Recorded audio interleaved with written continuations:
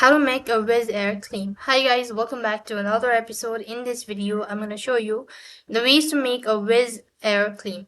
So in that case, what you have to do is go ahead and open up the web browser and go ahead and open up the official page. And from there, you have to go ahead and press on Information and Services. Next thing, what you have to do is under this, you can see Price and Discount. You can see Price and Discount. Go ahead and press that. As soon as you press on it, under it, you can see Refund and Compensation. Go ahead and press on that. As you press on it, it's going to take you to this page. So here you need to scroll down right to the bottom and you should be able to find this option as how can you submit a claim.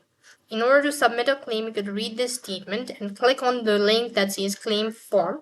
Here you'll be able to see this form where you have to go ahead and read all of these and click on the login button, enter your information, and you'll have successfully claimed your form. So in this way, you could claim Wizz Air. That is all for this video. I hope the video was helpful. Make sure to like, share, and subscribe to our channel.